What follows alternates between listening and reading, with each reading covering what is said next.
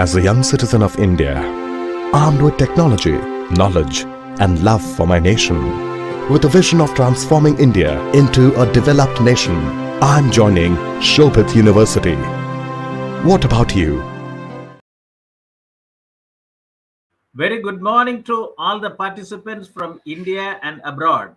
Shobhit Institute of Engineering and Technology, Meerut, a NAC accredited with A grade deemed to be university, and its centers of excellence, Center for Informatics Development Solutions and Application, and the Center for Industry 4.0 Technology Studies and Application, in association with African Asian Rural Development Organization, ARDO, New Delhi, organized this weekly international webinar series on open source digital technologies towards self-reliant India, Atmanirbhar Bharat.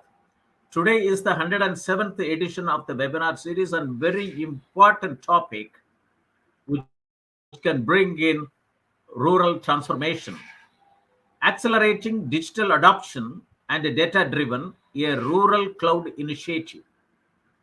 Today is the 11th March 2023. On behalf of the Honorable Chancellor, His Excellency, the Secretary General Ordo, Honorable Vice Chancellor, the faculty members of the university, and on my behalf, and as Professor Emeritus and Chairman of the Centers of Excellence, Center for Agricultural Informatics and E-Governance Research Studies, Center for Agri-Business and Disaster Management Studies, Center for Informatics Development Solutions and Application, Center for Industry 4.0 Technology Studies and Application, and Center for Health Informatics and Computing.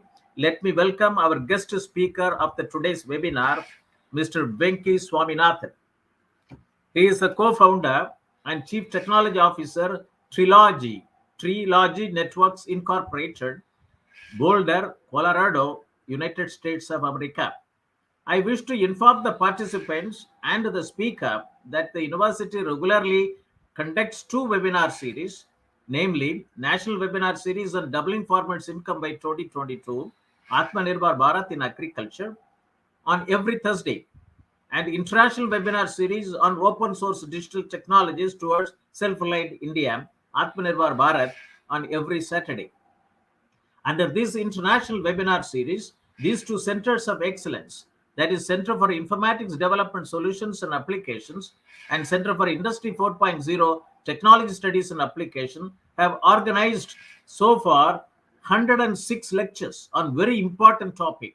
And for the benefits of the participants and the guest speaker, let me list out only the title, which will give importance. Open Technologies to Provision Simple and Economical IT Infrastructure, a roadmap students using free and open source software and reaching goals of Atmanirbhar Bharat. Open source software in industrial IoTs for SMEs. Free and open source software adoption and business models. Open data platform for smart digital government. Technology imperatives. Make in India for self-reliance. Edge artificial intelligence. Data governance for self-reliant India. Digital India transforming governance and society. India email service citizen@indiamail.com in 22 constitutionally recognized languages. Ecosystem architecture for digital transformation. Education system, cyber critical infrastructure. Seizing opportunities in open innovation and value creation network in the digital world for self-reliant economy. Ensuring food safety and compliance through technology. Digital India, urgent need for semiconductor manufacturing in India. Technology investment in agriculture value chain. Role of foreign direct investment. Entrepreneurship and skill development, AI design pathways. Rise of platform economy, revisiting value chain governance.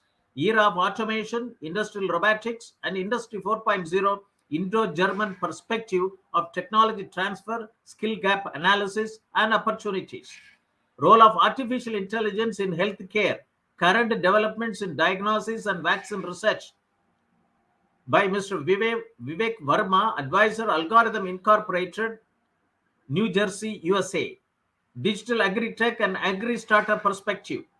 Health Informatics Network Value Chain, e-health system and beyond. Leveraging emerging technologies for ensuring transparent and traceable agri and food value chain. Unleash the power of citizen development for enterprise software development, e-governance models towards sustained quality service to citizen backed by technologies.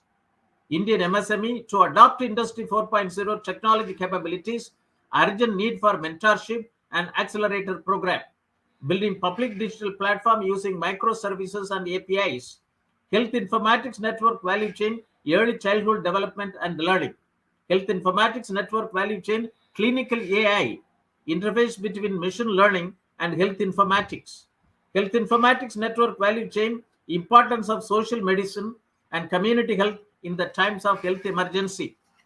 Gravity filter, a simple, low-cost solution to the drinking water treatment in rural India. Open source GovTech startups empowering growth with automation. Digital transformation in small enterprises and small businesses of India, challenges and opportunities. National Digital Twin Program, need for a robust geospatial infrastructure. Industry 4.0 in MSME, benefits of indigenously developed Collab CAD software from National Informatics Center, Government of India. Mass serialization and anti-counterfeiting solutions to fight illicit trade. Cyber security, risk, challenges and solutions, intelligence approach to reduce cyber risk. New Internet IPv6 root server toward Atmanirbhar connected Bharat. Indian startups, reflections and possible policy interventions needed for scaling up to Gram Panchayat. Indian startups, reflections, and possible policy intervention needed for scaling up to Gram Panchayat. Blockchain and crypto for digital assets platform, pathways for global trade. Robot as a service, leverage technology to solve enterprise challenges. Space startup connecting to international markets with emerging business models, enabling technologies for future vision.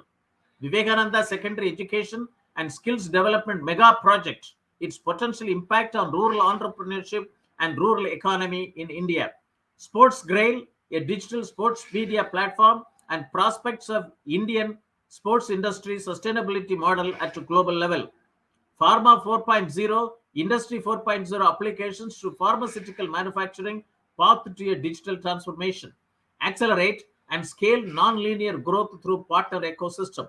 Technological renaissance and human capital, a perspective. Health informatics network value chain, medical outreach, challenges and potential. Beyond COVID-19, revitalizing micro and social enterprises. Project management essentials, launch pad for future CEOs and startup founders beyond. Society 5.0, a new society beyond Industry 4.0 and post COVID-19. Smart village oblique community, African ICT IoT lesson. Digital economy, ways and means to protect and empower for self-reliance. Pragmatic ways for Atmanirbhar Bharat. Democratization of essential services by using sustainable energy as a catalyst.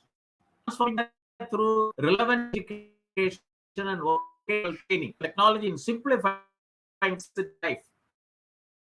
Online learning during pandemic, microeconomic zone, pathway for self-reliance at village level. Crime prediction support system. Knowledge management for development partnership to achieve for the sustainable development goals of UN and implementing the agenda 2030. Millet value chain from IoT to blockchain, a traceability roadmap. Aspirational district program in left-wing extremism affected district, a successful model of data-driven governance. Digital agriculture supply chain and trading hub, a geo-economic perspective by Mr. Maya Suresh Kannan, CEO Agrokarma, Canada. Market-driven agriculture, need for development of crop-specific strategies at block level, and open agri network to unlock the $1 trillion plus potential of Indian agriculture with the smallholder farmer by Mr. Anil Kumar, SD, Group CEO, Samunati, Chennai. Developing rural entrepreneurship to ensure doubling of farmers' income.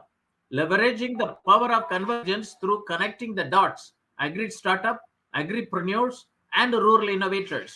Agronomy plus artificial intelligence is equal to precision farming. doubling farmers' income imperatives of plant health informatics network, developing commercial breadfruit value chain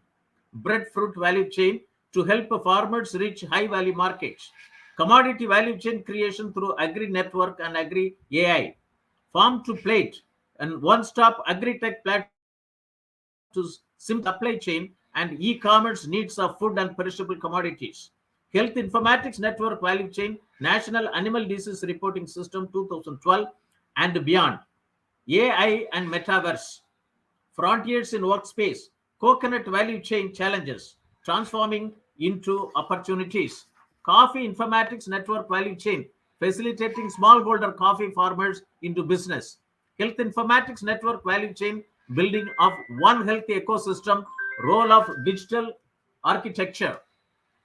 Diversification of fish and fisheries resources management and its challenges in Bangladesh.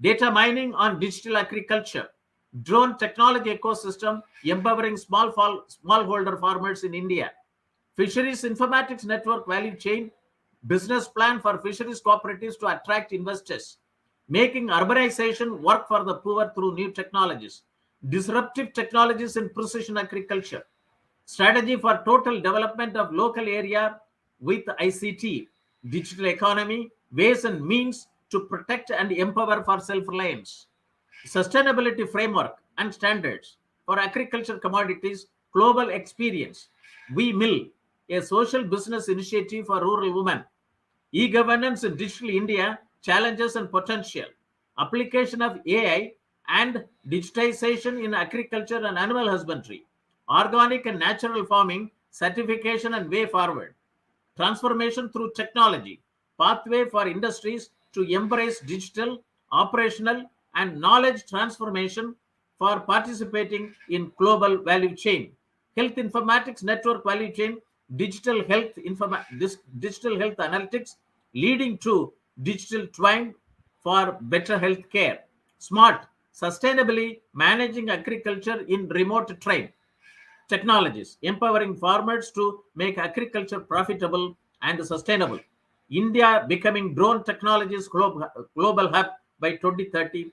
Opportunities, challenges, and way forward. Regeneration and acceleration of agribusiness through digital transformation. Connect One, a connecting platform for empowering farming communities. Changing landscape of entrepreneurship in digital age, creating shared value and being socially responsible. Agri entrepreneurship and opportunity in India. Golden era for Indian startups. Why? An overview. Biodegradable, biodegradable edible packaging for enhanced shelf life of perishable goods by Professor Sri Shivakumar from IIT Kanpur. Forces shaping future automotive and farm products, sustainability, innovation, and technology convergence by Dr. Sankar Venugopal, Vice President Mahindra and Mahindra. Today is the 106th edition of this very important webinar series. We will have the talk by our guest speaker, Mr. Venky Swaminathan. India is said to be a land of villages. Acharya Vinoba Bhave said, India is largely an agriculture country, Krishi Pradhan Desh, and a country of villages, Gram Pradhan Desh, more than 6.25 lakh villages.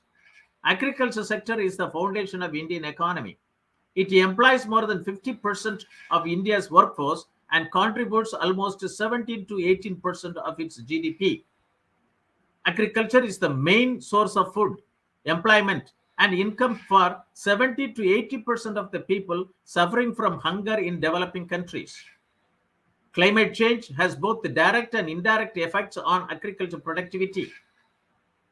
According to the findings from Council on Energy, Environment and Water, its recent climate vulnerability index for 463 of India's districts, according to 2011 census of India, which are home to 968 million people, are extremely vulnerable to climate events. Business that sees the opportunity will enjoy a first mover advantage. 463 Indian districts are vulnerable to climate change. Farmers of India are facing multidimensional problems: price fluctuation, debt, and lack of infrastructure and weather. Indian farming community comprises of about 14.5 crores operational holdings, of which 85% of the farmers have small and marginal size operational holdings, out of which 30% of the operational holders are tenants. They are not the owners of the land. And many of the government subsidy goes to the owners of the land. So what will happen to the 30% of the people who do farming, but they don't own the land? Indian, farmer needs timely, location specific, and personalized information for effective control on their production, risk, and then market their produce to identified market opportunities. Many national level programs, be it Digital India, Make in India, Skill India, Startup India, Stand Up India, and Scale Up India, have faced operational difficulties for its impact at farm level and farmer level, that too at small and marginal farmers. I would like to quote the Honorable Prime Minister Shri Narendra Modi at the 7th Governing Council meeting of Niti Aayog held on 7th August 2022.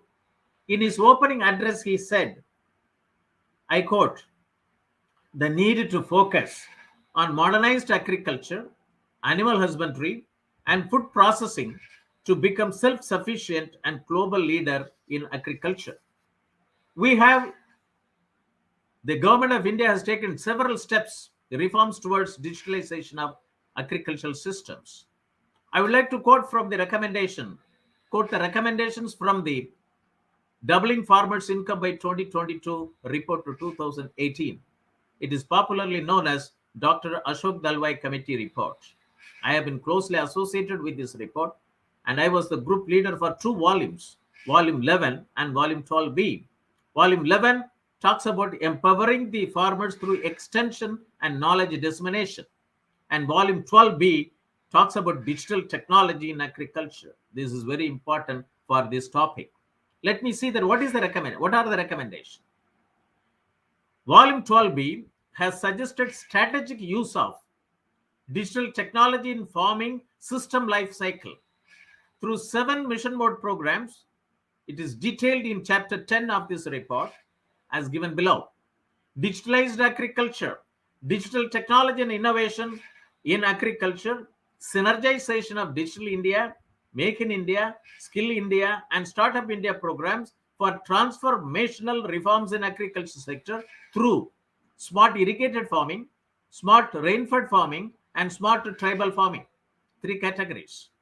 Digitalized agromet advisories and agricultural risk management solutions.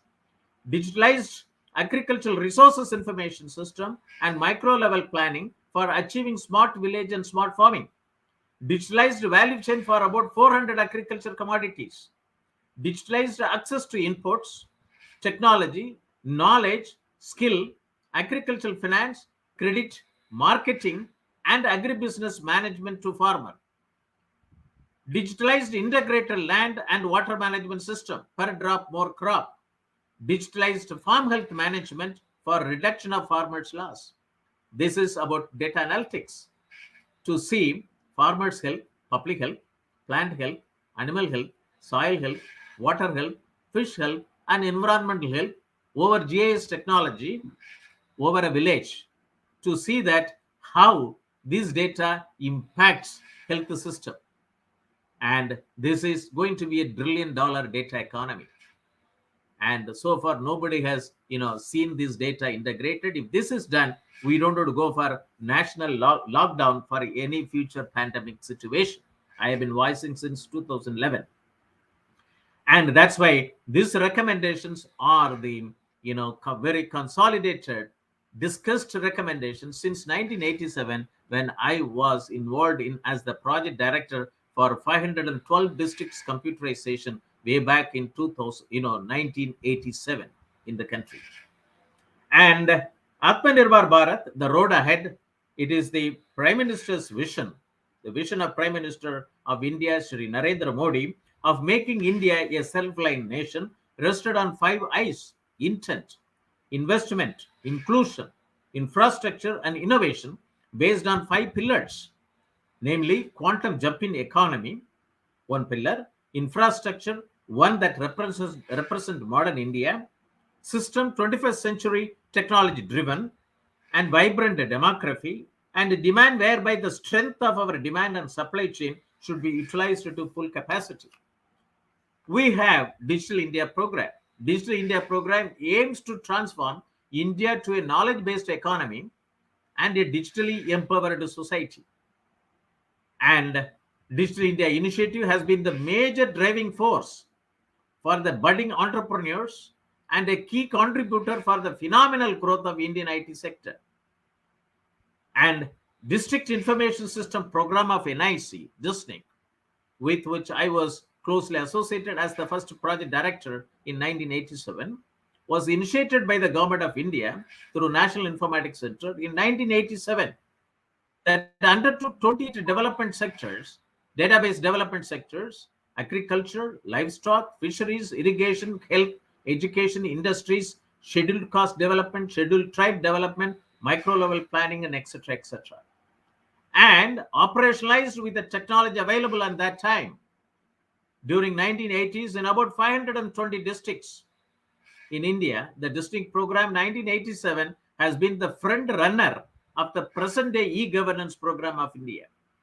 Then once again in 1995, when I was given the total responsibility of agriculture for introducing IT in agriculture for the whole India, and there the e-governance broader dimension in mid 90s by a wider sectoral application with the emphasis on citizen-centric services. For example, digital networks for farmer, an informatics blueprint for improving agriculture productivity and sustainable rural livelihoods was envisaged through the National Conference for Informatics for Sustainable Agriculture Development, May 1995. I was instrumental, and which has given an IT blueprint for agricultural informatics in the country in the name of 15 informatics network: AgrisNet, AgmartNet, SeedNet, HeartNet, Animal Production and Health Informatics Network, Fisheries Informatics Network, etc., etc., in the agriculture sector.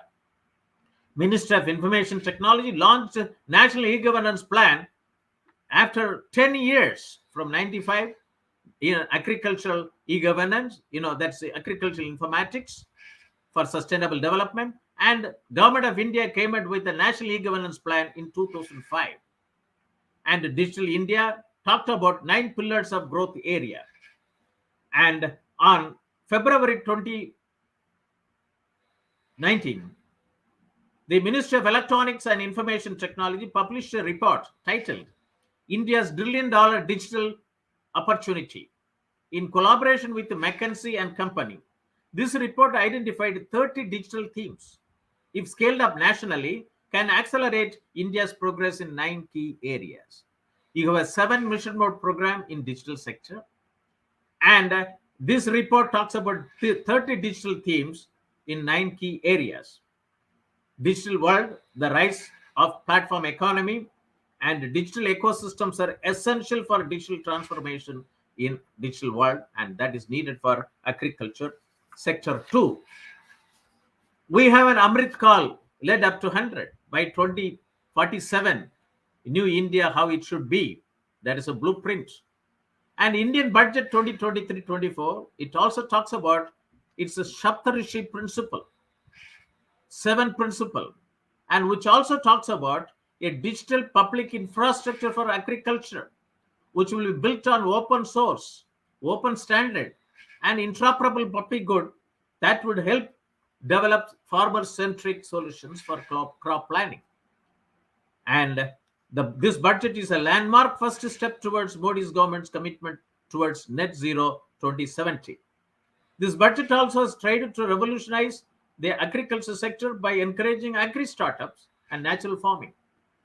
Through this webinar series, we have been voicing that India should have one agri-tech startup in every gram panchayat. India has got about 2.25 lakh gram panchayat to help 14.5 crores operation holders.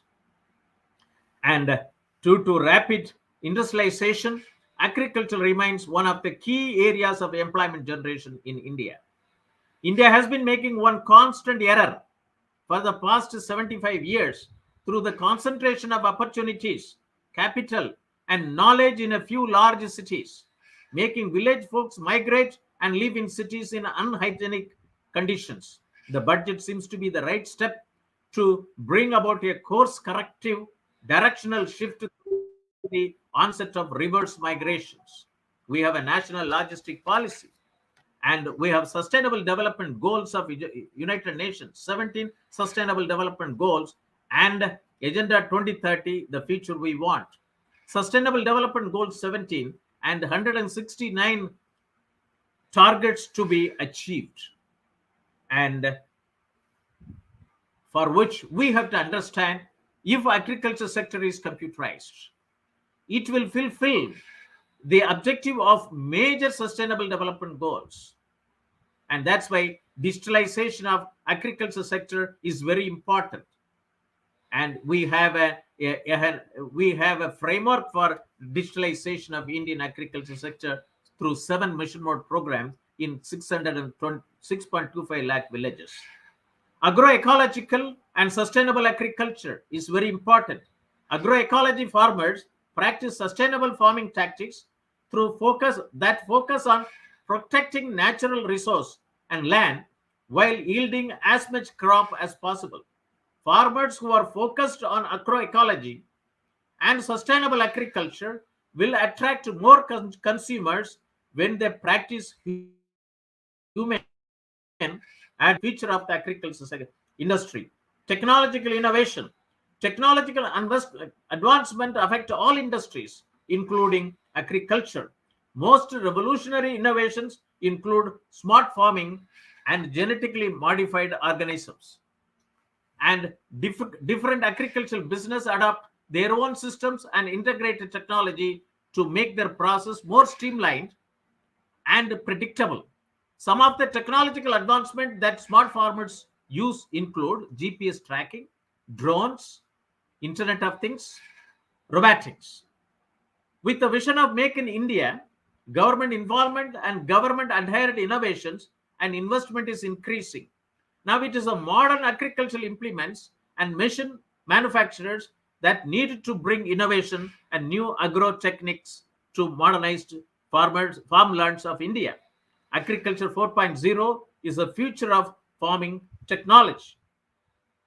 And some of the key game changers are Internet of Things, automation of skills and workforce, data-driven farming, and chart parts. 6 ways in which drones will be used throughout the crop cycle are soil and field analysis through precise 3D maps, planting, crop spraying, crop monitoring, irrigation, and health assessment. And agriculture is the connected future, and technology can yield new growth. And the challenge the industry is facing is thus twofold. Infrastructure must be developed. Infrastructure must be developed to enable the use of connectivity in farming. And where connectivity already exists, strong business cases must be made in order for solutions to be adopted. The good news is that connectivity coverage is increasing almost everywhere. Agriculture must embrace a digital transformation enabled by connectivity. Digitization, increasing automation, and new business models have revolutionized other industries, and automotive will be no exception. We have an ecosystem: agriculture 4.0, industry 4.0, and society 5.0. National Digital Communication Policy September 2018 of Government of India talks about connected India, talks about communication infrastructure, talks about Propel India, talks about Secure India, and talks about BharatNet providing 1 GPPS to Gram Panchayat, and it is upgradable up to 10 GPPS. GromNet, and NagarNet and Gen Wi-Fi. On 22nd December 2022, this webinar series hosted a talk on PM Moni, Prime Minister, Wi-Fi Access Network Interface, entrepreneurship opportunities for small and micro business in agriculture by Mr. Ravi Kumar Chinnusamy, Managing Director, Infonetcom Enterprises Limited, Chennai. He is the first person in India having an all India level ISP license service provider, has got coverage, 85% of the coverage, internet service coverage in India, in Tamil Nadu. He is the first person to provide unlimited internet access at the grassroots level through the C-dotted technology, Prime Minister's Wi-Fi access network interface. And this can, individuals in residential area can serve as public data office and provide Wi-Fi services. This will create many employment opportunities and public across the country. And in the agriculture food sector, micro, small, and medium enterprises are key to tackling food security, meeting growing consumer demand, and reducing poverty through inclusive and sustainable agriculture. And out of 63 million MSMEs in the country, 3 million MSMEs are in agriculture MSME. They need to be networked. There has to be a strong MSME, agro MSME value chain, apart from 63 million MSME value chain, which is needed in the country to take the space left by China. And, and the National Institute MSME aims to promote sustainable, inclusive business opportunity for the rural poor through agribusiness and agri-value chain development. This is where this topic today is very important. And from the university, we have been working with NGOs in every district to build up digitalized agricultural value chain.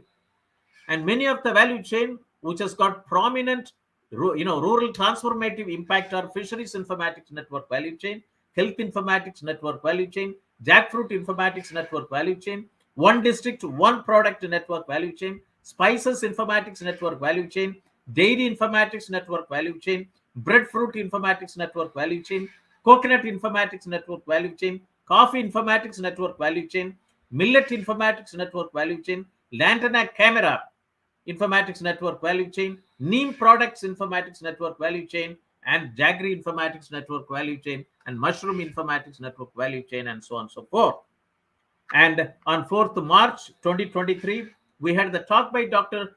Shankar Venugopal. He talked about forces shaping future automotive and farm products, talked about sustainability, innovation, and technology convergence. He said that the future of automotive and farm industry is shaped by electric, connected, autonomous, and shared vehicle technology. The future job needs cross-domain engineering skills, cross-domain engineering skills, exponential innovation skills, obsessive customer focus, growth mindset, and fast learning skills. The talk focused on how we can build these critical skills and excel in next generation products. And that talk is followed by today's very important topic, accelerating digital adoption and data driven, a rural cloud initiative.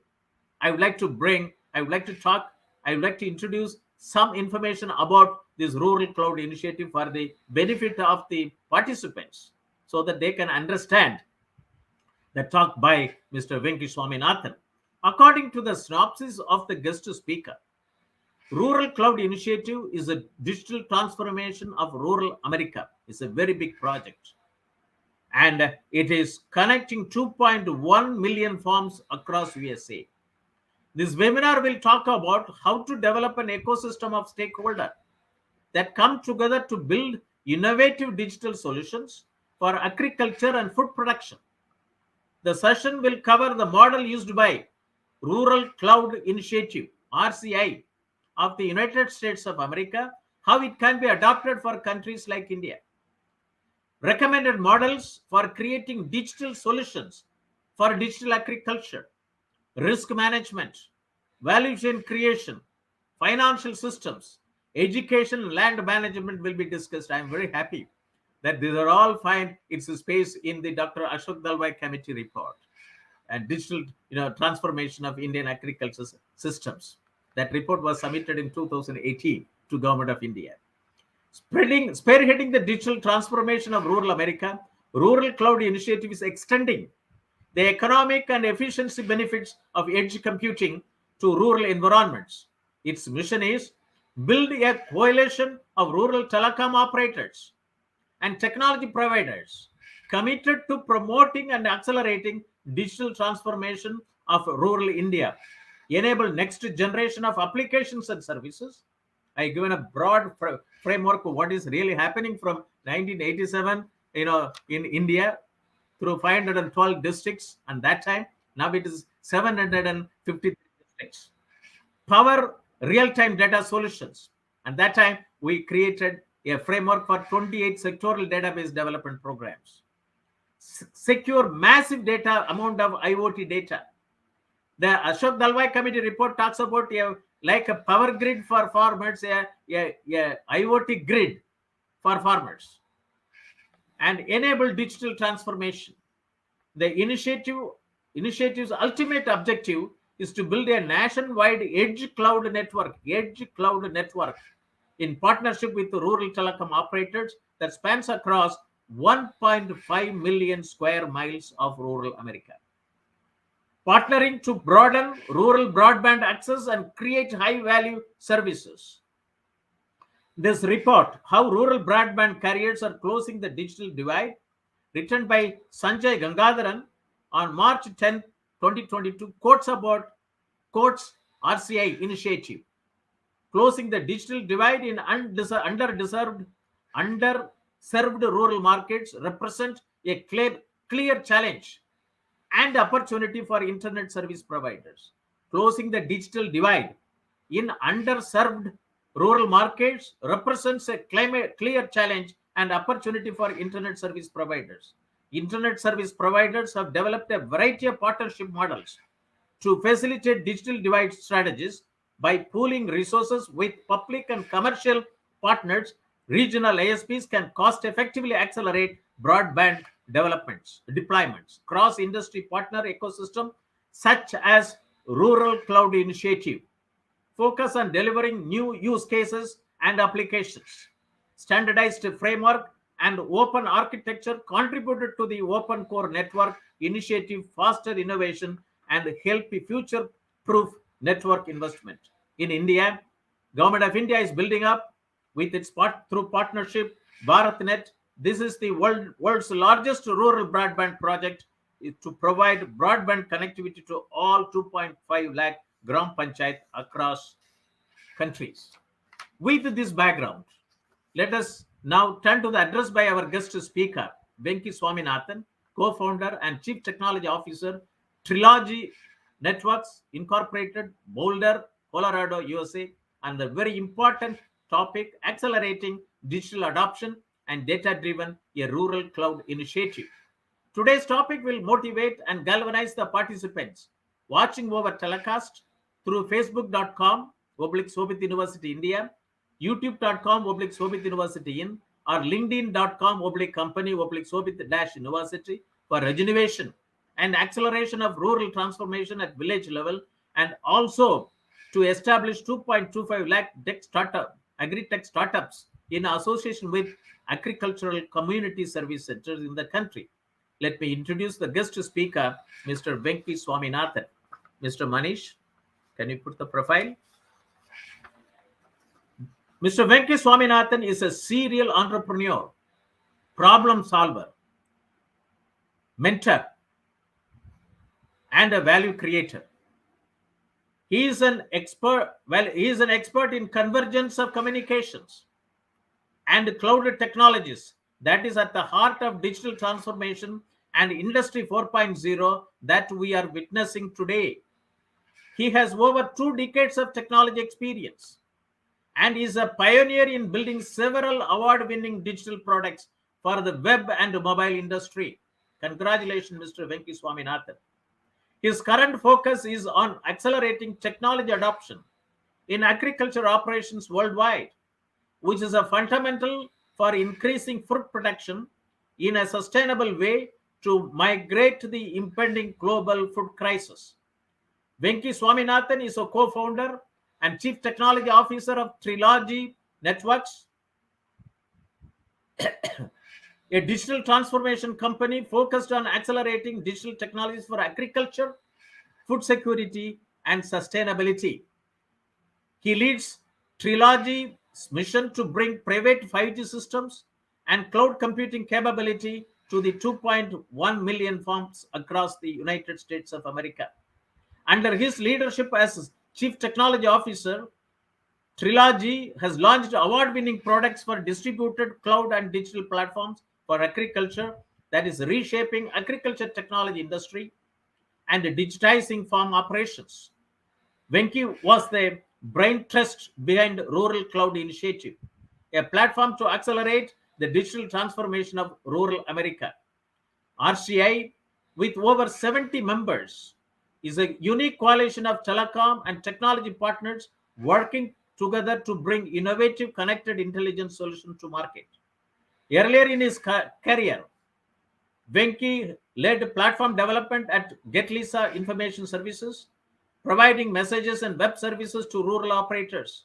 He helped to launch short code messaging that enabled interactive TV engagement and new revenue streams for operators. GetLisa was acquired by Clear Sky Technologies in 2012. At Stockpoint and later Pinnacore, he launched the nation's first interactive two-way messaging on their phones for subscribers to get real-time information on news, weather, and sports. Pinnacore was acquired by MarketWatch. At Stockpoint, he led the delivery team for web-scale applications and websites to deliver real-time financial content for financial institutions and brokerages. Venky is in the board of Open 9 Committee, an organization working to promote open internet exchanges across the country that will bring faster internet access to communities near the exchanges. He is in the board of Open 9 Committee, an organization working to promote open internet exchanges across the country that will bring faster internet access to communities near the exchanges. He is a featured speaker and industry events and forums on 5G, digital equity, entrepreneurship, latest technology roadmaps, and industry challenges. He is passionate about technology and its ability to solve much of the problems our planet is facing today. He writes and speaks about the evolution of an automated and hyper-connected world and its impact on humankind. Venky lives in Denver, Colorado, along with his wife and two children. He believes in giving first, mentors entrepreneurship, and advises founders on strategy, go-to-market models, and product market fit. With this, I welcome Mr. Venky Swaminathan to the International Webinar Series on Open Source Digital Technologies for Self-Reliant India Atmanirbhar Bharat to talk on accelerating digital adoption and data-driven farming, a rural cloud initiative. Over to you. Thank you, Professor Moni. That was an excellent introduction. Wow, it's difficult to talk after you have given us such an elaborate and passionate review of what India is doing and the necessity for accelerating digital adoption. Hello, everybody. Nice to see you all. Thank you for joining this webinar. It's a very important topic for me. I live and breathe this, and I want to share this with the world. And I share with as many people as possible, because it's a very, very important problem to solve. And no other better day to do it than my birthday. So it's a great honor for me to be presenting today and share our experience in how we approach this problem and how we went about solving it, and what can we adopt from this or learn from this to build a global model. So let me just run through this, and please send in your comments, your questions. I'll be happy to take them. And of course, you can also contact me anytime on RCI or Trilogy, and be able to share my experience with you. Can you move on to the next slide, please, Mr. Manish? Oh, I should be able to do that here. Yeah. So let me start with a sad news. It's kind of the climax of the story. Typically, you are the climax at the end of a story, but I'm going to start with the climax itself. We are, as a planet, facing a looming food crisis. Everyone and everything will be impacted. And by 2050, there's going to be about 10 billion people by the middle of the century. And we're going to be short about 50% of food. Prices are going to skyrocket. There's going to be climate and geopolitical and resource challenges. We're already seeing that. We experienced that in 2022. We are seeing that in 2023 also. So what it means is there's a very urgent need to accelerate technology adoption in food production. By using technology and data-driven agriculture, we have to rethink our entire food systems. Everything from production to consumption, we got to rethink it, redesign it, and have it available to mitigate the coming crisis.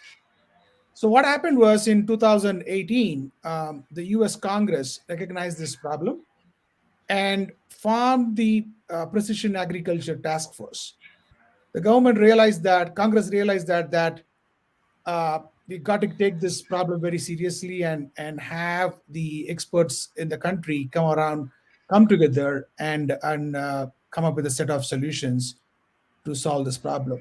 So the mandate was to double the food production in the US by 2050, and it's using existing resources, existing land and water resources. And then an immediate need to build digital infrastructure to accelerate that was part of the adoption report that was submitted to the Congress. This task force has been working for 4 years now, has submitted multiple reports. It's all available online. And the key takeaway from that is we got to work in areas of bringing in digital infrastructure, connectivity, geo mapping, and supporting the ecosystem to be able to produce food in a sustainable fashion. I'm going to take a couple of minutes to show you a video from The Economist in July 2022. It's important you understand the context of where this is all coming from. Mr. Manoj, can you please, Manisha, can you please play that video? An unprecedented food crisis is engulfing the world, supercharged by the war in Ukraine. It's brought rising food prices, malnutrition, and the potential for much, much worse. It threatens to tip tens of millions of people over the edge into mass hunger and famine.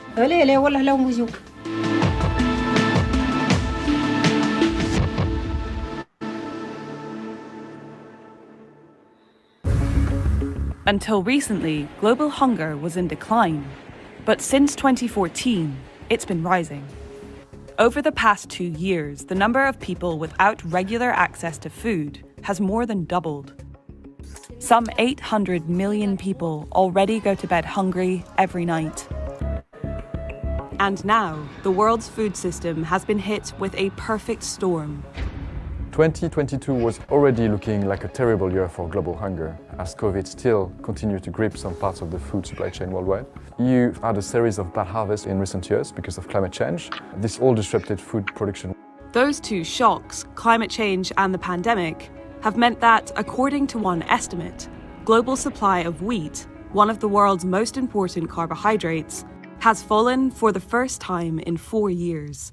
And then the war happened. Ukraine's food exports all but stopped, trapping around 25 million tons of corn and wheat inside the country, equivalent to the annual consumption of all of the world's least developed economies. Ukraine's food exports are hugely important to the global food supply. It's a big powerhouse in terms of grain production. It's one of the world breadbaskets. And with that breadbasket off the market, prices rocketed. Imagine if you were buying your food from Ukraine, and now let's say you need to go to Canada or Australia or Argentina. That means that you will have to pay more because of extra freight. and you will have to pay more in time because it will take you longer, and you will pass these costs to the consumer. And other shocks have made the crisis worse. We are in uncharted territory because not only do we have a food crisis with multiple causes, but also this is coming on top of an energy crisis and also a fertilizer crisis. Farms run on fuel and fertilizer. As prices of both have risen, farmers' profit margins have been squeezed. And if they're forced to cut back on fertilizer because it's too expensive or unavailable, their yields will fall even more, at the worst possible time. That will impact the production of major commodities for the next year. And then we are looking at an availability crisis. Imagine what that would do to food prices. It's a vicious cycle with potentially catastrophic consequences. And nowhere on Earth is immune. In America, rising food and energy costs have helped push inflation to its highest levels since 1981. Food prices in Britain are rising at a rate not seen for 13 years. And in poorer countries, things are even worse. جعت ما لا ولا جعت لا سميد لا زيت لا سكر لا تاخذ دبوسه زيت تقولي اندراش اخذت. For Suad, the food crisis has already hit home. She's been selling hobstabuna, a traditional Tunisian bread. Please take a moment and let that sink in you all as the crisis, how the crisis can impact the world. What we saw in 2022 was just a beginning of what could turn into a very, very serious global crisis at a planetary scale. The reason I'm bringing that up front is that this is a very, very serious and important issue for us to address this globally. And we have to, all countries in the world have a role to play. The food system is a very complex system across the world. We are very intertwined, interlinked across the world, dependent on each other for all the raw materials, raw grains, food. So it's not just one country's problem, it's every country's problem and every human being's problem. So just want you all to please watch the video more and learn more about this crisis and talk about it and see what everybody else can do to help find a solution. I'm going to move on to talk more about RCI and specifically how this context of this food crisis was kind of the trigger for us to get a solution in place or understand even a framework that can be brought in to solve this problem. So the Rural Cloud Initiative, as I said, was triggered by the U.S. Congress's mandate to solve the impending food crisis and the formation of the task force. So we focused on three big buckets here: bringing in transformative technology, increasing the productivity in a sustainable fashion, increasing yield, supporting sustainable practices to be adopted, and then redesign the entire distribution system.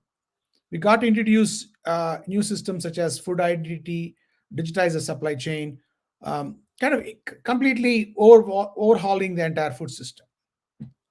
And the third pillar was a creation of a completely new business models. The traditional business models always has been the farmers have kind of in the bottom of the food chain, I would call it, where they're dependent on the cost of the inputs that come in, and they were very dependent on the buyers setting their revenue. So their cost and revenue were always fixed by somebody else. They had very little power to be able to control that. We had to change that. We got to empower growers with better access to inputs and market. And the second ingredient on that, on the business model transformation, is the data. The data that comes from these farms is the new oil, and there is a new monetization revenue source that is possible that will significantly change the economics for a farmer grower. And then new business models. How can you integrate food production to food processing to food consumption on a digital platform, so you can create completely new models? You saw how uh, e-commerce and digital commerce completely transformed and created new business models for many internet companies. And how can we bring similar models into agriculture and food production? So those are the kind of three big buckets we look at in Rural Cloud Initiative. And we know that this is a very big mission for us, for Trilogy. So what we did was we formed this coalition of all these members, and then said, here are the problems. How can we solve as an industry? What contributions can each company industry make to bring those solutions together? Because there's not just one company that has a solution for everything. Has to bring together telecommunications, cloud computing, sensor technologies, storage technologies, infrastructure, putting fiber on the ground. There's just multiple pieces of the puzzle that has to come together. And that is kind of the foundation for this Rural Cloud Initiative. This is available on our website, but I'll just walk you through the premise itself, right? The one thing was the platform. Bring this coalition of these rural partners, technology providers that are committed to doing this. That's very important. You got to have alignment on the motivation.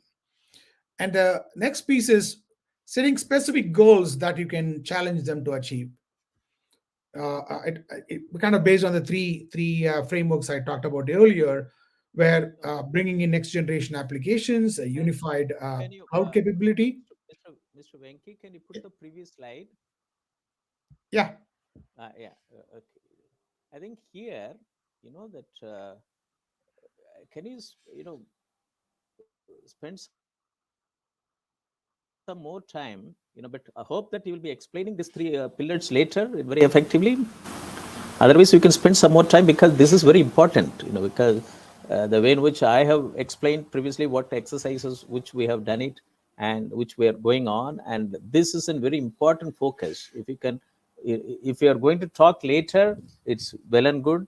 Otherwise, if you are going to not talk about this one, then I'll request you to spend some more time on this and then proceed. Sure, I can do that. So I have an actual example of a model that I'll walk through that addresses this. But let me elaborate a little bit more on these three pillars, right? So when we talk about bringing in change in such a massive scale, you got to have some kind of a structure in place, and a framework that we can adopt and that we can bring everybody on. So that's kind of the foundation for these three pillars that we needed. Technology is one aspect of it. The census technologies, the artificial intelligence, ML, and their ability to deliver real-time data analytics is where we got to get started. But how do you do that without availability of digital infrastructure? So you need partners that are very good at that. That's where our telecom partners that are already on the ground, connected to farmers, farmers are already their customers. So they're able to connect them and have the feet on the ground to support the farmers in adopting this technology. And the second piece was, the second pillar is in terms of productivity and sustainability, what tools and technologies that the farmers can adopt to be able to increase their yield. Technology alone cannot solve the problem. To solve a problem, you can have different ways to look at it. You can apply different technologies. But what's the optimal one? How easy it is to use? How can we remove friction from that? And how did make it easy for the farmers to adopt? And more importantly, be able to see the return on their investment. Farming, just like any other enterprise, have to look at it as, what is my cost of this technology adoption going to be, how it is going to transform my operations, and what is going to be the return on my investment. Am I going to see 10% increase in my yield? Is it going to be 50%? How much going to cost me to adopt that? Those aspects have to be also looked at.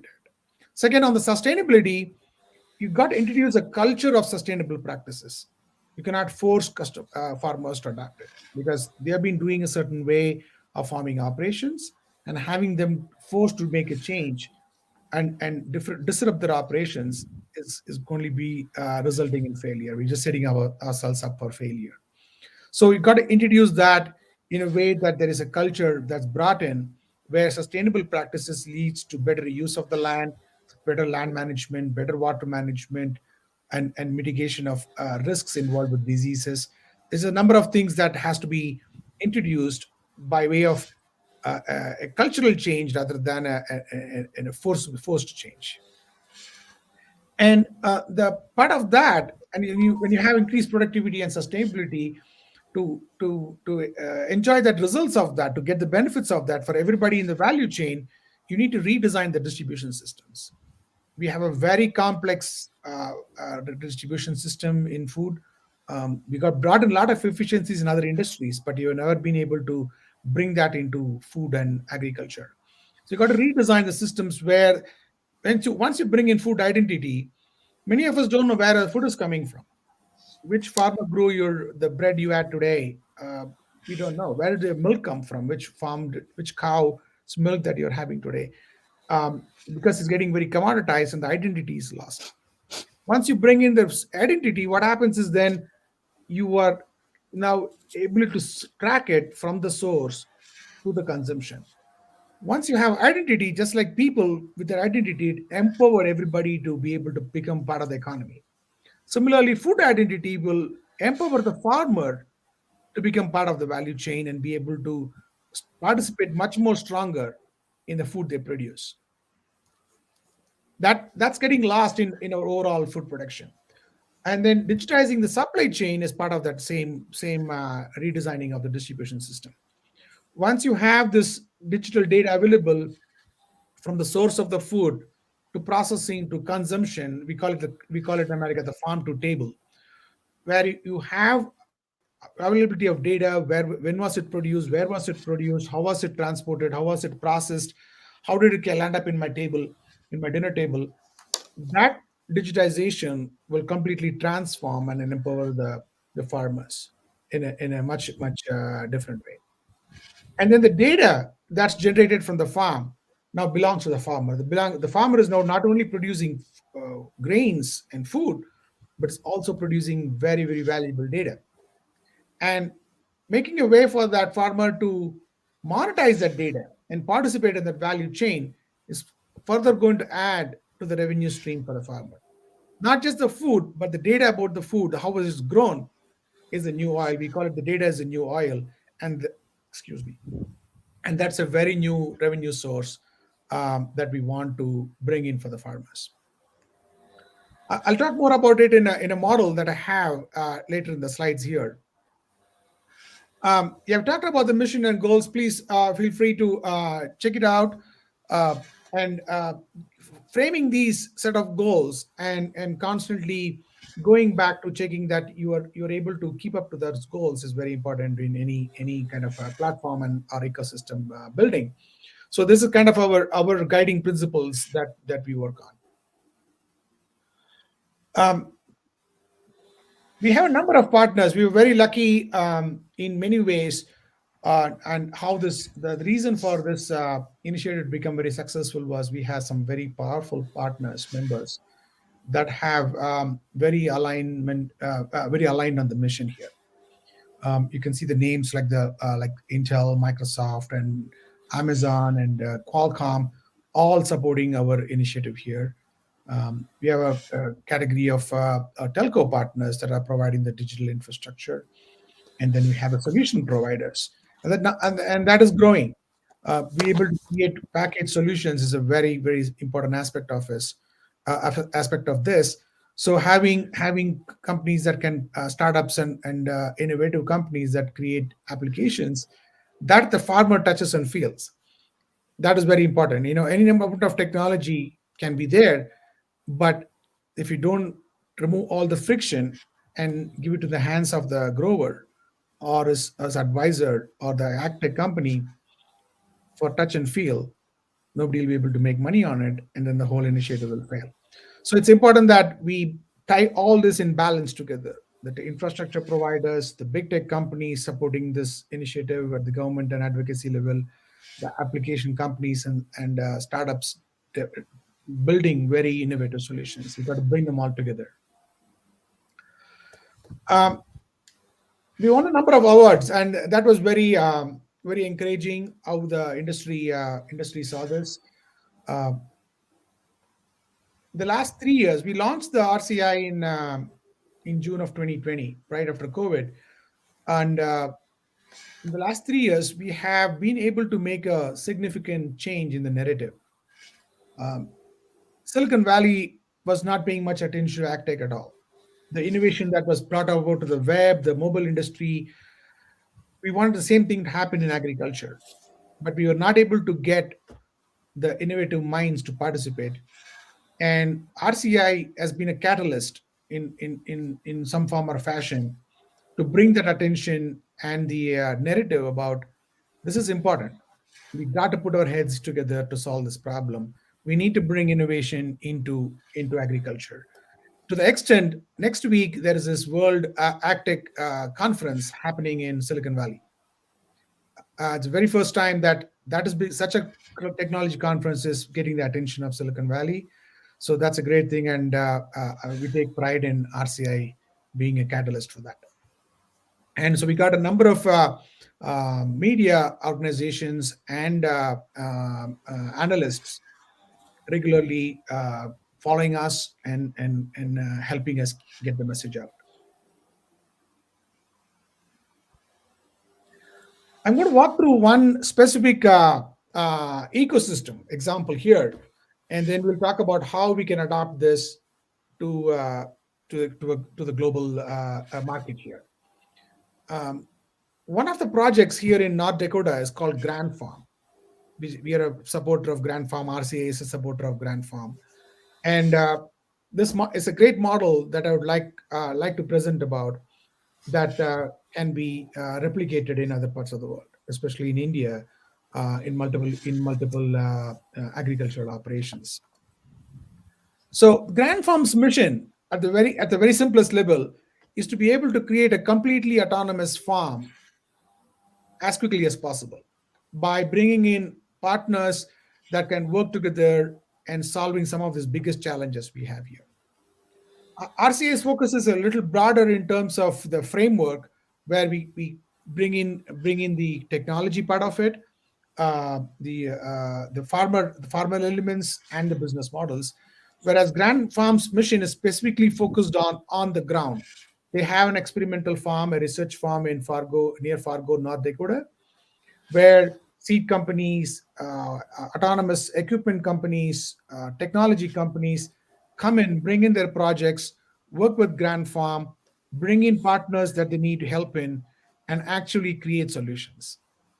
North Dakota State University is a great supporter of this as well. Of course, Trilogy and RCI are a great supporter. They help identify partners to solve specific problems. You take up a challenge, see what it takes to solve that challenge, who can help solve that challenge, bring them all together, put them on the field, and have them solve it. That's pretty much the crux of the mission for Grand Farm. Now you can the Grand Farm, that because of the color coding, we are not able to see that complete sentence. You have to read it. Oh, I'm sorry. Yeah. Grand Farm enables technology to feed the world by facilitating collaboration on innovations, solving some of the world's largest challenges in agriculture technology. Okay. I will send you a poster link for Grand Farm shortly. You can check it out. So the strategy is built on 5 pillars here. They build an ecosystem where they have an innovation facility. That's the Grand Farm plot they have. They just recently opened a 130-acre plot for innovation. They have a program management office that takes specific challenges that they just talked about, take specific challenges and create programs and bring in partners to solve that. Policy shaping, that's a very important aspect of it. You want government and stakeholders to be able to support these initiatives. They also have an educational aspect of it. Like Shobhit University, they have an emerging digital academy specifically focused on agri-tech. They bring all that together into one framework and one platform. And Grant Farm's story has been a huge success story all around the world.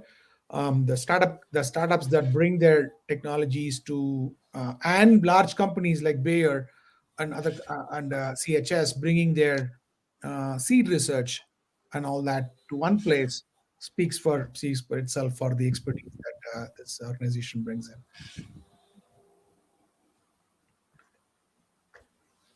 So they also do lots of events and programs. They do matchmaking. What I mean by matchmaking is, I have a problem I need to solve. Can you help find which company has the capability, the technology, and the alignment and motivation to come solve for us?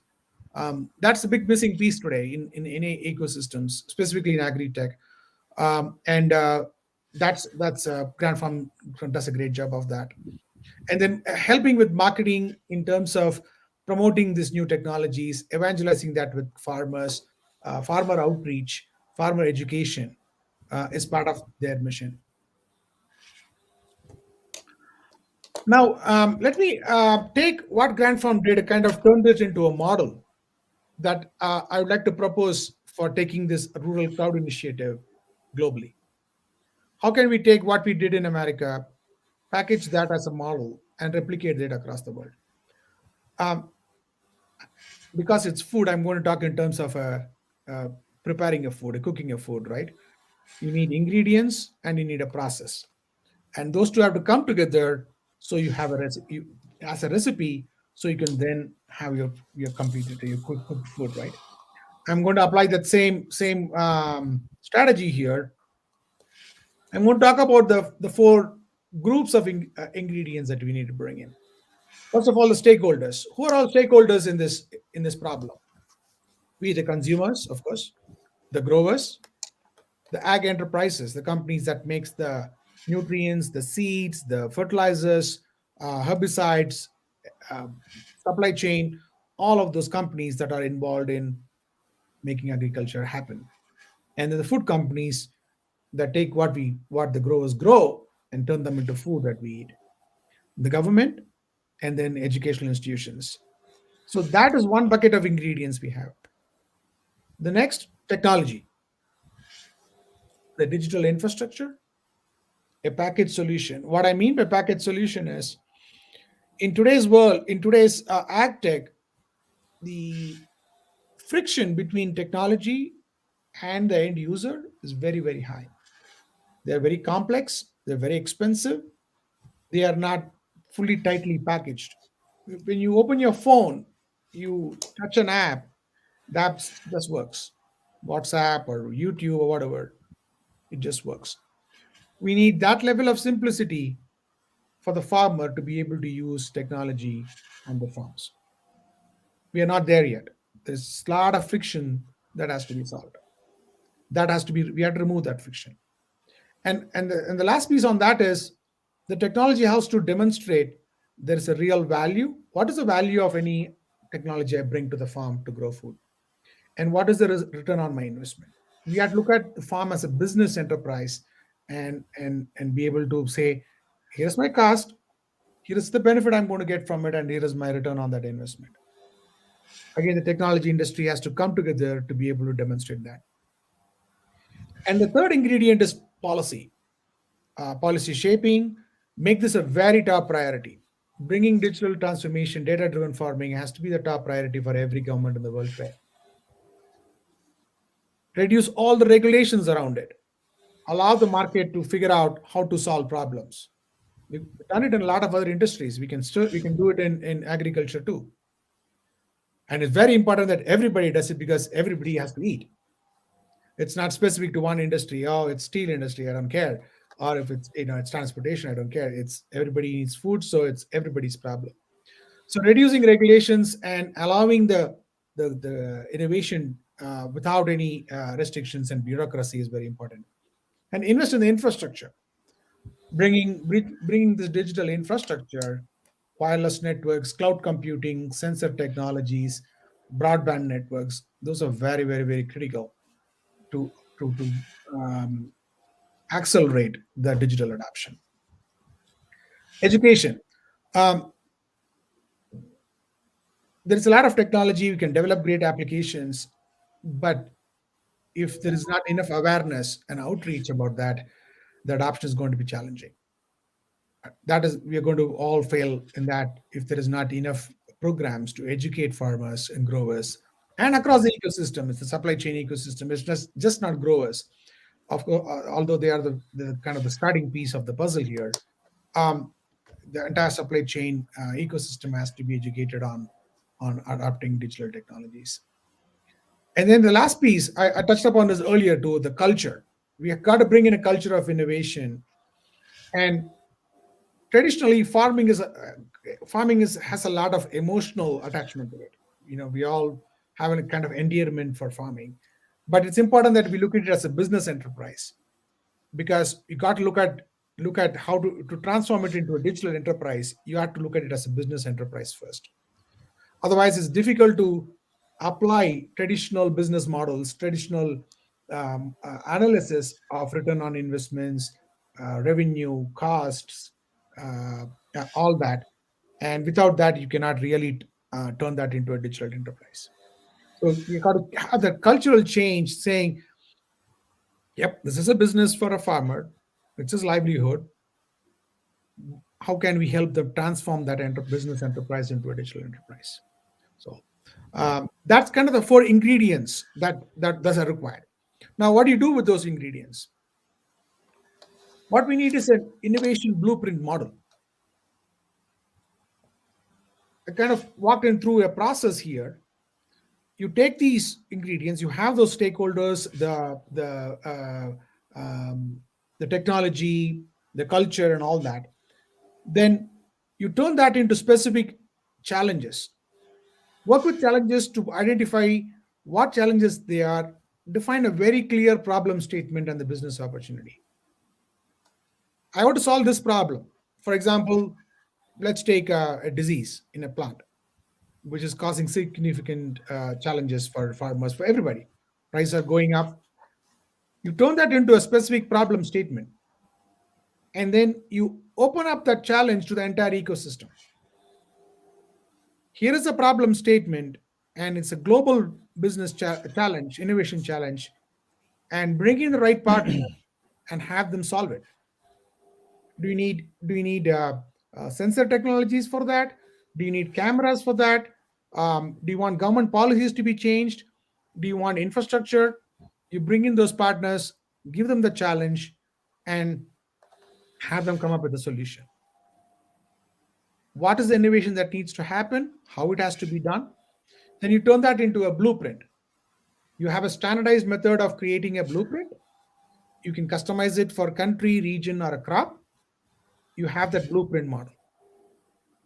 Now, once you have that blueprint, you then open source it for global adoption, because we got very limited time here. We got only 30 years, not even 30 years, 27 crop cycles to solve this. And every year is going to get more and more difficult. So what you need to do is, we cannot be reinventing the wheel. Every country cannot be reinventing the wheel. We need a global a blueprint framework where we open source this innovation and make it available for the rest of the world to adopt. And they can customize that blueprint for whatever their country's requirements are, the regions, or a type of crop. A certain innovation can be applicable, say, for onions. To have some problems, I read recently about huge increase in prices in onions, or a potato crop, a beetle infection, water management, not enough water for the crop. How do we solve that? So the same innovation can then be applied or taken and customized for each different kinds of crop or different kinds of problems. That level of blueprinting and creating that model is very, very critical now, because time is very short here. And the inspiration for this model for me came from what we do, how we do it in open source software. I'm not reinventing anything new magic here. the explosion in software, open source software, and the innovation you're seeing in software technologies and AI today follows a similar model. There is a new challenge, new kind of innovations happening. Challenges are thrown out there. The best brains in the world come together, write code, write software. They create blueprints, and they make it available for the world to use. You have to have a similar model adopted and brought to solve this problem globally. Yeah, that is. I don't know what else to say. Professor Moni, you covered a lot of this, but um, I'm very, for me personally, this is a very, I'm very passionate about this. I live and breathe this. I talk about this a lot. And everybody who's listening in here, please feel free to comment. So I'm seeing some comments here. Happy to answer any questions. What are your thoughts on use cases for blockchain technology in rural empowerment, especially in agrotech? Yes, there's a very definite role to play for a blockchain in supply chain management. My Just you put the previous slide, the thank you slide also. Let me capture. Just 1 minute. Sure, yeah. You speak. You speak. Yeah. That. So before I answer you, Saurav, please feel free to reach out to us, learn more about us. We are on LinkedIn and Twitter, and follow us and spread the word. And that's my biggest message today. Just spread the word about this coming crisis and how we can help solve it. Okay, Mr. Manish, can you put the chat box message once again? Just 1 minute, because this is very important. Let me capture it. Mr. What are thoughts on used on blockchain rule employment, especially in agrotech? Yeah. You are addressing this question?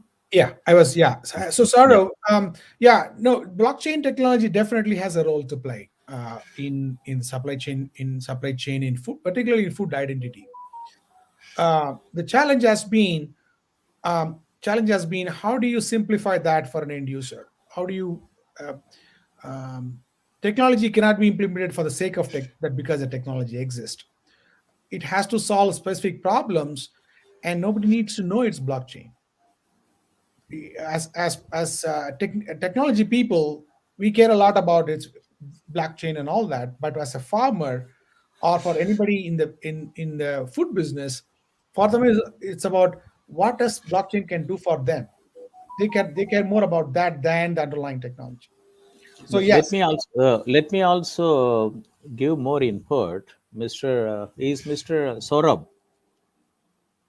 Is Mr. Saurabh? Yeah, Saurav Bhattacharjee. Even the Dr. Ashok Dalwai committee report also talks about digitalized agriculture value chain for about 400 agriculture commodities. So we have to globally integrate. So without traceability, our agriculture commodities may not be in a position to get a global market effectively. So blockchain technology adoption for traceability is very important. And it is from IoT to traceability is very important. That's why in my initial talk also I talked about one specific webinar which we conducted in this webinar series on traceability roadmap from IoT to blockchain. It's very important. So is carry on. Yes, thank you. As technologists, one of the things we often tend to lean towards is we emphasize more on the technology than what the technology can do for the customer. I do the same mistake too. We talk often about 5G network and how great it is, what it can do, but the farmer doesn't care. He cares about not the 5G network, but what the 5G network can do for them. Can it automate my weed detection? Can it automatically spray weed fertilizers for me? Can it detect bugs and insects in my farm? Can it measure soil health? That's the kind of outcomes that farmers look for. So yeah, focus on what's the outcome that technology can deliver is kind of a mental shift for technologists to adapt to. Very nice that Mr. Venky, and I wish that I brought 1995 the IT blueprint for agriculture.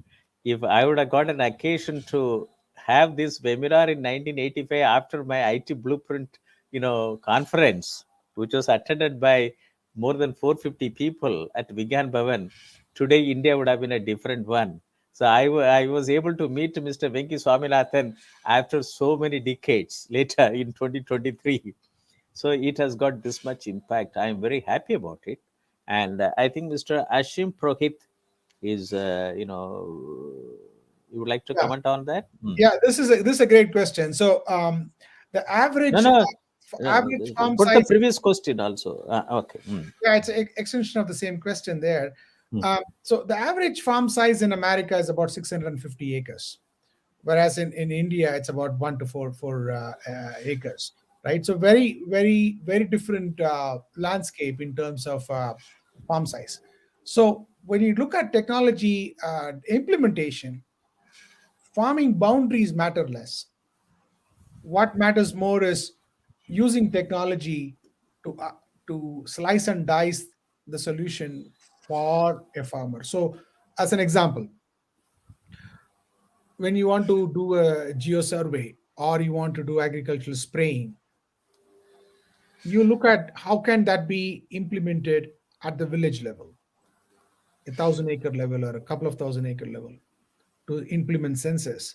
But you can use the magic of software to then customize that or put in boundaries specific for that farmer's farm so that you can achieve that scale and bring down the cost. We cannot replicate the same way we do in America. This is where the customization of the blueprints come into play, right? You when you look at a village level, let's say you want weather, hyper-local weather and soil moisture readings, temperature and soil moisture readings for a farm.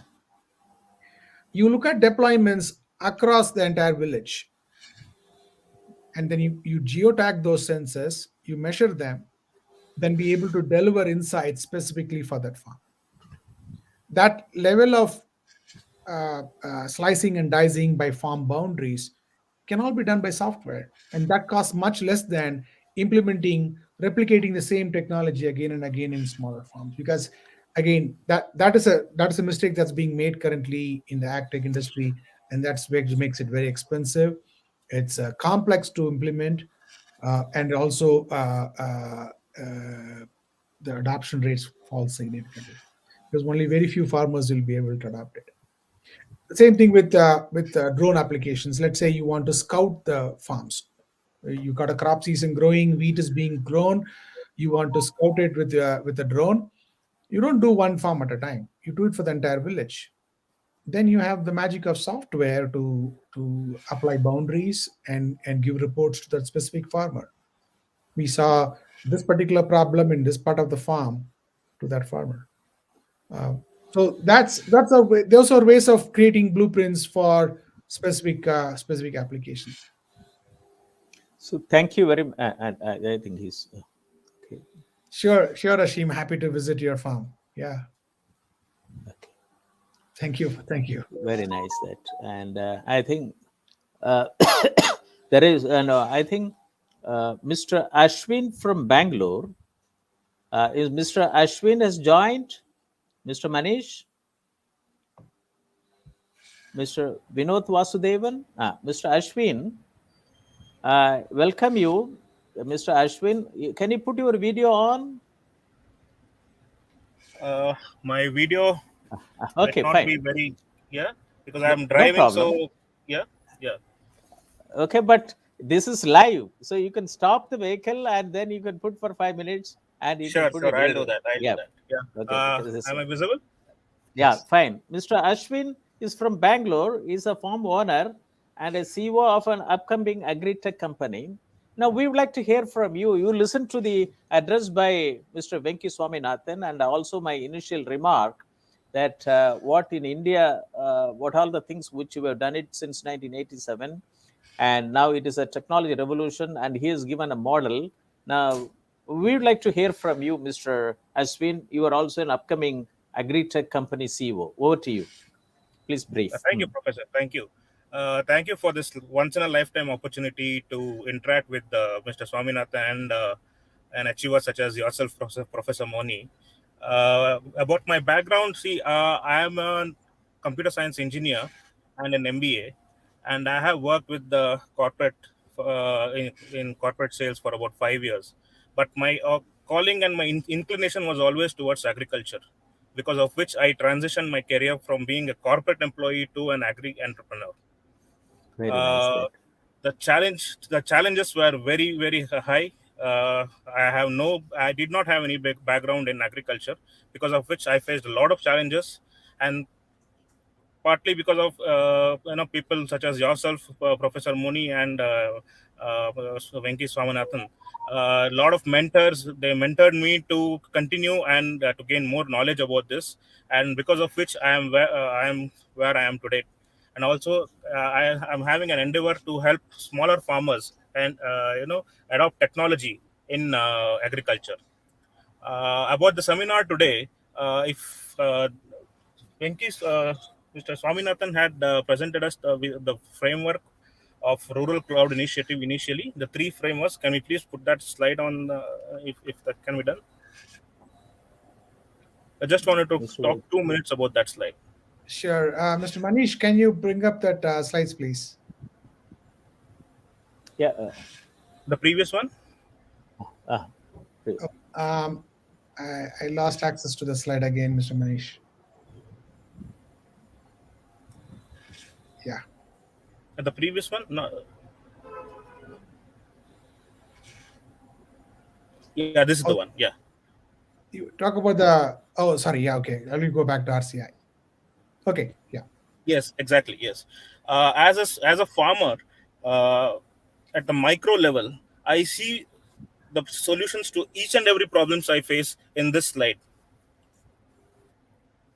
As a farmer, when I go, as an Indian farmer, basically, if you can take an example of an Indian farmer, if he decides to go for a particular crop, so what is his decision based on? It's based on tradition, or the adjacent farmer, or the community of farmers. It is not a scientific decision, right? Am I right? Yeah. It is not a scientific decision. The decision should be based on what will be the end result, what will be the price realization at the end of the crop, right? So how do we realize that? Are the agriculture mandis digitized to provide me that information? No, there is a big gap in that. Is it like the price realized is the factor of supply to the market, supply to the mandi? Yeah, the supply to the mandi is the factor of how many farmers have planted that crop. So this information is completely not available to me. So I'm flying completely blind, right? So this is where the data resources, which in which we have mentioned this here, that comes into picture here. So also Indian farmer is always very reactive to the problems. If there is a pest attack, I react to it. I take a decision on spraying a particular pesticide only after there is an attack. If there is a sensor, which you mentioned here, if there is a technology which prompts me to take a particular decision to go for a particular preventive spray before the pest attack, right? Yeah. It can help me, solve a lot of problems there. Yeah. Also, if there is a platform where I can see where are the cold storage is available near my farm, I can hedge my crop, right? Recently the onion prices have crashed because of oversupply. If there is a platform where I can go and where I know where the cold storages are near my farm, I can store my produce there for a couple of weeks or months. When the price is right, I can go and release it in the market. So what I'm saying is that at the micro level, this is where I see the solutions to my problems. So thank you, Mr. Swaminathan and Professor Moni, for bringing this kind of platform to India, where it is very much required. That's all I wanted to say, Professor Moni. Thank you. Thank you very much. You brought it as a computer science person from corporate. Now you have come to the bigger corporate. I call it as a farm corporate. because Yes, India is exactly. an agrarian economy. I'm also a computer science person, but I'm as known as a green technology person. Professor Swaminathan is known for green revolution, and Professor Yes. Moni is known for green revolution. That is, G is for genomics, R is for robotics, I is for informatics, and N is for nanotechnology. I'm very happy about that. And I think Mr. Ashwin, what you said is very important. Is very important. And I talked about Dr. Ashok Dalwai committee report. I was closely associated. I brought the recommendation from 1987 onwards, and what up to 2016, my contribution to the government of in country, and what we did it when I was the chairman, the leader for the subgroups, we brought it. But the thing is that there has to be a team spirit, and unfortunately, the Minister of Agriculture have not even notified the recommendations of digital technology in agriculture, the 7 mission mode programs, till it is in Krishi Bhavan, but they have announced agriculture, digital agriculture commission, because reinventing the wheel is not going to solve the problem in this country. Absolutely We not. have step by step 1987 digital, that district information system program, in the 28 sectoral database development program, 95 informatics blueprint for agriculture. Lot of water has gone down the river, and many exercise has been undertaken, many schemes. And then 2018, Dalwai committee report for doubling farmers income committee report, there is a 1 volume exclusively on digital technology in agriculture. Rather than reinventing by the Minister of Agriculture, they should have notified. And these farm laws which they came in 2020, and these 7 mission mode programs would have facilitated one agri-tech startup in every gram panchayat. What the problem which we talked about, I have faced it in my entire career. That's why, as a person who was born and brought up in rural area, when I was given the opportunity to bring technology, systems approach, not for the the government bureaucratic control. Yeah. And this is very important, and that's why now this is Shobhit Institute of Engineering Technology is the first university to have a Center for Agricultural Informatics and E-Governor Research Studies, and launched an MTech level program on agricultural informatics. I brought it as a complete discipline to train the engineers, agricultural science graduate, and postgraduate students to get back to agriculture through IT. And none of the IITs, none of the NITs, none of the triple ITs, none of the triple IMs have an agricultural informatics as a discipline. And 4,500 engineering colleges who teach computer science. For them, agriculture is not a use case. And that's why I mentioned a word. If 1995 Mr. Venky Swaminathan would have been there, if I would have been able to contact him, and if that model would have been worked, and with my blueprint and the model, we would have made a lot of success in India. But still, I am at the age of 70, and Mr. Venky Swaminathan, people like you, would be in a position to take further. It's very nice. And let me invite can I say something, Mr. Professor Moni? Yes. Congratulations, Ashwin, for what you're on your journey. Thank you, Mr. Swaminathan. It's very inspiring to see that from a technology background and working in corporate India and transitioning yourself to be a farmer is very inspiring. Good luck and congratulations on that. You're right. There is a lot of missing pieces in the puzzle on bridging this. Right. It's moving the needle one step at a time. All of it is not going to happen on day one, but we all have to keep what we call in America as move the ball to the next yard line. It's a football analogy. We got to keep moving that forward and keeping the focus. I think that's very important. And again, congratulations on what you're doing. Thanks. Thank you very much. Thank you very much. Can I have Mr. Vinod Vasudevan? Can you come up, Mr. Vinod Vasudevan? Mr. Vinod Vasudevan? Okay. Vinod sir is not here, sir. Not here. Okay. Thank you very much. And Mr. Mishra sent a chat message that digital grid in agriculture is also there in India, but there are a lot of opportunities, challenges and opportunities. That's a message which he has put it. So thank you very much, Mr. Venky Swaminathan. And you would like to have any remark before I put the concluding remarks? Sure. Yeah. Let me just say, hey, the audience, thank you so much for listening in. And I would just emphasize the same thing again. This is a very critical time for us as a world, as a planet, to come together to solve problems. So look out for what's happening in your country. What's how you can help participate in keep sending the message across that is a problem to be solved to your government, to your community, and more importantly, how can you contribute? What can you do to support with your ideas, with your innovation, with your technologies, yourself, your startup, your companies, your government? It's going to take everybody to solve this. So that's my message. Thank you very much, Mr. Venky Swaminathan. It is a very important talk. We had it, and you started with the first slide, looming food crisis.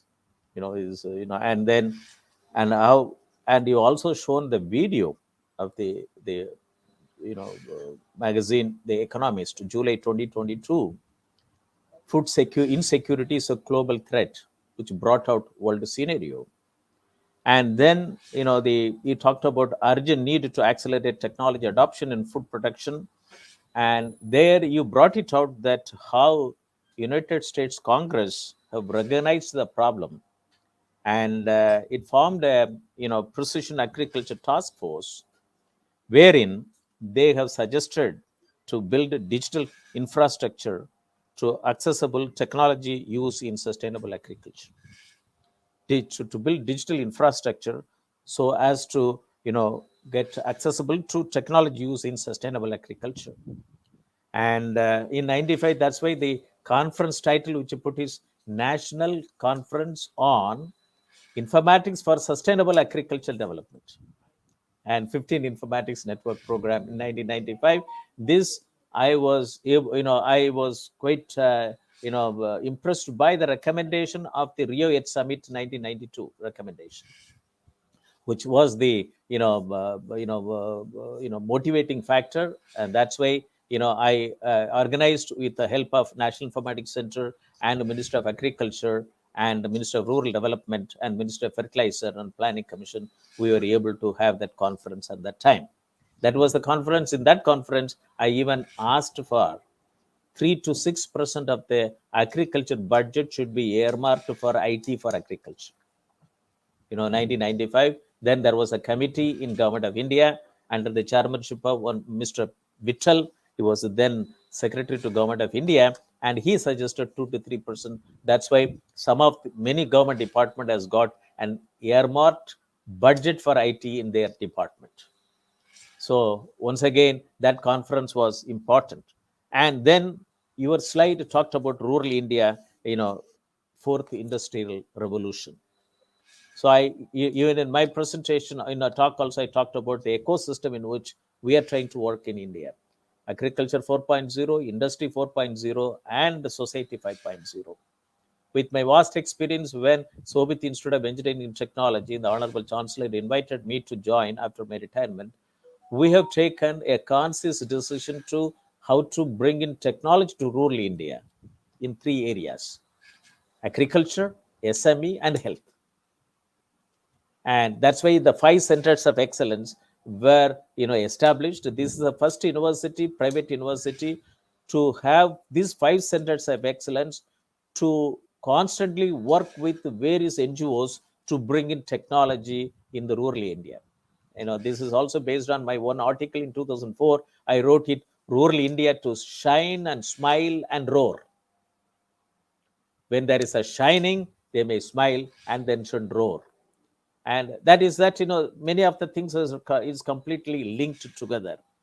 And then you also talked about 3 pillars. I was quite impressed upon it. Transformation to smart technology, and increased productivity and sustainability, and creation of new business model is very important.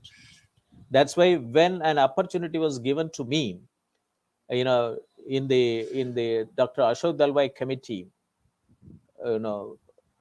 period, and in that committee, that's why I was able to bring in the accumulated knowledge what the country should have, need it. And this is, we put it that the entire synergization of all government schemes at the village level, and you should transform for establishing smart irrigated farming, smart rainfed farming, and smart tribal farming. And tribal agriculture is sustainable, and which we have not touched it till today. That's why we have initiated after this, in order to operationalize Dr. Ashok Dalwai committee report, we have initiated pilot projects in many states. A cluster of 10 tribal village, starting from Gujarat, Maharashtra, Madhya Pradesh, Rajasthan, Chhattisgarh, Jharkhand, Odisha, Telangana, Andhra Pradesh, Tamil Nadu, Karnataka, and Kerala, with the local NGOs to give a different meaning for tribal farming through the smart technology, smart tribal farming. And I'll be very happy and to get you associated with this pilot project in India.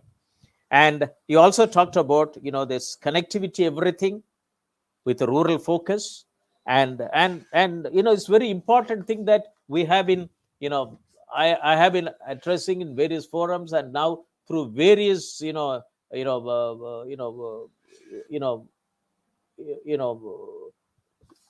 forums and discussion in various institutional forums, and and during the COVID situation, it is a godsend opportunity that to initiate this webinar series. You have an internet, you have the university platform, and being a former director general who brought technology to the grassroots level, then let us bring all NRIs and RIs to create technology innovation and technology transformation in the for rural India. I am very happy that today's with your webinar, this series has got 107th edition completed, and the national webinar series on doubling farmers' income by 2022, we have finished by day before yesterday, Thursday, 108th edition. So 215 edition with the different topics which are needed for grassroots level development, it is available. This is the mission in which Shobhit Institute of Engineering Technology, deemed to be university, NAC accredited A grade, is working on. For this university, it's a whole India is it's a research area. It is not with respect to one campus, and I am very happy about it. Many NGOs have joined, many speakers who participate in this program. Now he signed an MOU with the university to work further, and that's what it has happened. And your innovation blueprint based on open source technology is very important, and that is also relevant for this topic. That's why Ardo has joined with us to conduct this webinar series. So open source development model you adopted for agricultural informatics development. And innovation blueprint is very important. Identify challenges and then bring it innovation challenges and blueprint innovation and open source blueprint. And this is essential to establish 2.25 lakh agri-tech startups in this country. And agriculture is the only sector which can give more startups by because agriculture is an unstructured problem, and computer science, so IT solutions, digital technology solution is more apt. And that's why I argued with, when I made a presentation to the Honorable Defense Minister and Honorable Agriculture Minister in a group of 15 experts. I was also invited on, I think, 15th or 16th October 2020 during the farmers' strike here. Say that this is a sector, if you adopt digital technology, it can bring it, we can help 14.5 crores operational holders, 2.25 lakh agri-tech startups with a 7 mission mode program. Mr. Ashwin very proudly brought it. He's an IT person. When he got into agriculture, he's able to understand the real difficulty, the challenges, and this is what these agri-tech startups will facilitate. And I'm very happy that today you talked about it, that you brought out a framework how you are able to network in 2.1 million farmers, farms in rural America. And let us try to see that how that your experimental model, which you have experimented with complete technology collaborators, and internet service providers, and many non-governmental organizations and government organizations. And here I am also trying for more than 3.5 decades in India to bring in technology in agriculture. And we have now got the framework of Ashok Dalwai Committee Report Framework for digital technology in agriculture. And we have got 6.25 lakh villages. And government has got a very important plan to bring in up to 1 Gbps to 10 Gbps internet connectivity to the grassroots level. And you have a PM Moni C-dotted technology at the grassroots level. And let us see to that, and how technology delivery is made available to the 14.5 crores operational holders, out of which 85% of the farmers are small and marginal farmers. And out of the 15.5 crores operational holders, 30% of the farmers are tenants. So small and marginal farmers form the food security network in the country. And if they are not in a position to get all the food subsidy, how they will invest for land development? How they will bring in technology adoption in their farm? And when the government subsidy goes only to the owner of the land, where the owner is sitting in urban areas. And so this is a challenge, and how it has to be solved. It's full of challenges and opportunities, but Indian agriculture has to thrive, and India has to become an annadata to the whole world. We have 365 days of sunshine, 127 agroclimatic zone, 400 agriculture commodities, and 65% of the agricultural land is still at rain-fed area, and they have to meet the food requirement of India.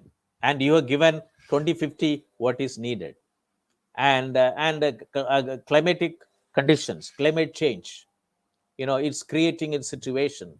I also quoted that about 436 districts will have a climate impact, and it has to team spirit at the bring in collaborative effort at the village level. And silos is not going to solve problems. So digital technology will bring in everybody together at the village level, farm level. And till now, even we don't have a comprehensive agricultural resources information system in the country. If you have it, then it will facilitate by applying digital technology, what to grow, where to grow, how to grow, why to grow, how not to grow, where not to grow. All these questions will be possible to be get answered by the agri-tech startups. So it's a big movement, and I thank Mr. Venky Swaminathan. And before that, I would like to thank, Mr. Sanjeev and Madam Ratika. Madam Ratha, I met her at Naharkoil on November 7th in a meeting called by the Honorable Tamil Nadu IT Minister, and they have made the contract with you, and today we had your talk. I was quite impressed, and let us make our journey together in India and also in the member countries of ORDO, and let us bring the technology driven agriculture, and let us see that how to accelerate digital adoption and data driven farming, and in the form of Rural Cloud Initiative. Thank you very much. With that, I would like to hear a final statement from you. Then I will close the webinar. Mr. Venky Swaminathan. Yeah, thank you, Professor Moni. Thank you for inviting me, and thank you for and thank you for all the audience for participating and hearing this out. As I said earlier, the challenges are humongous. It's not going to be easy to solve, but I strongly believe that humanity has come across these problems before and we have solved it. We have had famines before, we have solved it. So we'll get through this, and it's going to take everybody's help to do that. So, and thank you. Thank you. Thank you very much. With that, I would like to thank the participants and all the participants who have sent their comments, which are all very valuable. And I also thank Mr. Ashwin, who was able to join and gave his valuable remarks, input.